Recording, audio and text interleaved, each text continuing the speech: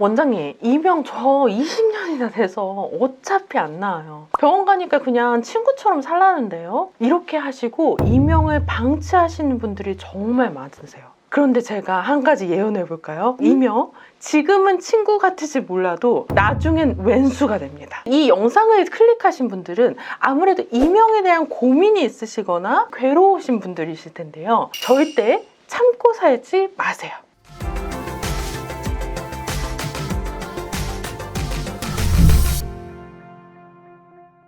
안녕하세요. 이명 난청 완치 설명서의 저자 민예은입니다. 어차피 이명 안 났는데 참고라도 살아야지. 그럼 어떻게 해요? 왜 안 낫는다고 생각하세요? 충분히 나을 수 있는데. 물론 어려운 질환은 맞아요. 그런데 우리가 다 귀 하나만 보지 않고 몸 전체로 보면 나을 수 있는 영역은 충분히 존재한다. 그래서 나을 수 있는 영역은 최대한 낮게 하면 좋은데요. 귀로 가는 영양을 회복해주고 귀로 가는 신경과 혈관과 림프의 순환을 정상화해주고 또 귀가 잘 자신의 역할을 할 수 있도록 운동해주는 영양, 순환, 운동 이 세 가지 방법을 사용해서 귀 자체를 튼튼하게 하고 뇌를 안정화시킨다면 이명이 나을 수 있는 부분이 분명히 있어요. 그런데 이명을 그냥 방치했을 때 더 심해진다던가 하는 뭐 문제가 되는 부분이 있나요? 이명을 방치했을 때는 크게 세 가지 문제가 생겨요. 이명이 처음에는 친구같이 그냥 잠깐 왔다 가고 잠깐 손 가시고 말고 이렇게 하는데 점점 이명이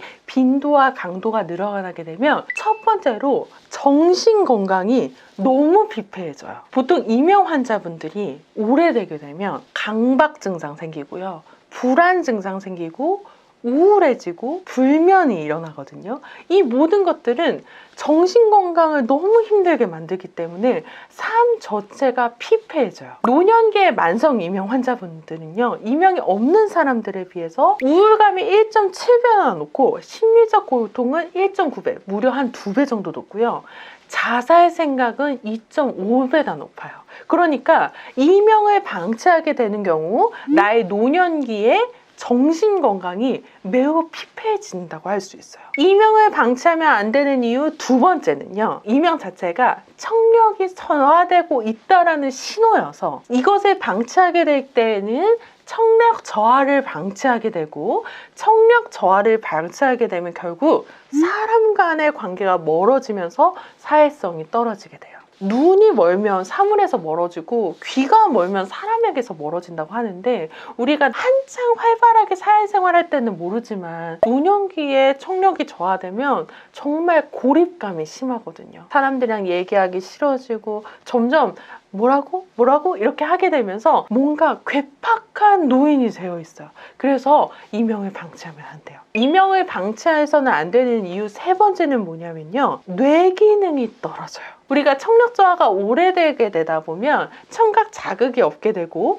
청각 자극이 없게 되면 언어 자극이 없게 돼서 기억력이 저하돼서 우리가 소위 이야기하는 인지기능 장애, 쉽게 얘기하면 치매 발병 확률이 훨씬 높아져요. 8배나 높기 때문에 뇌 기능을 저하시키는 것을 방지하게 하기 위해서라도 뇌 건강을 위해서라도 이명을 조기에 치료해 주시는 것이 좋습니다. 그러면 원장님이 이명 환자분들한테 해주고 싶은 말씀이나 평소에 해주시는 말씀이 있나요? 제가 이명 환자분들한테 제일 첫 번째로 하고 싶은 메시지는 이명은 불치가 아니다예요. 제가 오죽했으면 책 이름을 이명 난청 완치 설명서라고 했겠어요? 물론 막 무조건 다 낫는다 이 말은 아니지만 불치의 영역이라고 해서 시도조차 하지 않는 것은 정말 잘못됐다고 생각해요. 제가 초반에 얘기했던 것처럼 처음에는 나그네처럼 왔다가 친구처럼 곁에 있다가 나중에 나를 가장 학대하는 학대자처럼 있거든요. 우리 봐봐요.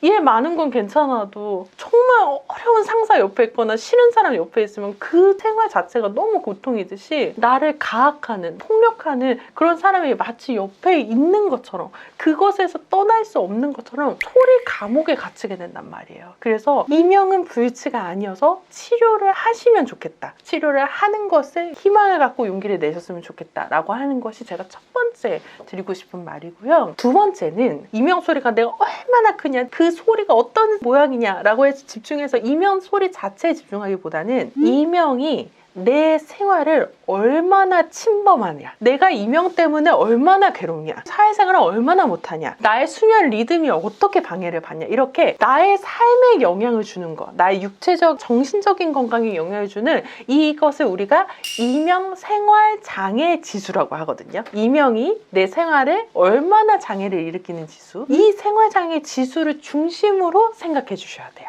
이명이 정말 작더라도 나의 신경을 거슬리게 한다거나 나의 수면을 방해한다거나 이렇게 하면 꼭 치료가 필요한 이명이라는 거죠. 그래서 이명이 호전되거나 악화될 때에도 항상 이명의 절대적인 크기보다는 이명 생활 장애 지수로 생각해 주셔야 된다. 이것이 두 번째 메시지고요. 제가 이명 환자분들한테 꼭 전달하고 싶은 세 번째 메시지는 이명 치료는요, 최소 6개월 이상 해야 돼요. 원장님, 저 이명 치료 다 해봤어요. 어디 가서 뭐도 해봤는데 안 됐어요. 이런 환자분들 많이 보게 되는데, 우리가 이명이라는 것은 뇌 안에 청각신경로에 잘못된 신호 전달이 있는 거거든요. 이 잘못된 신호 전달이 한 번 생기고 나면 새로운 건강한 자극이 새로 생겨서 그 잘못된 신호 전달을 희석화시키고 휘발시키고 없애고 이렇게 하는 것을 의학적인 용어로는 청각 피질의 재조직화 현상이라고 해요. 쉽게 이야기해서는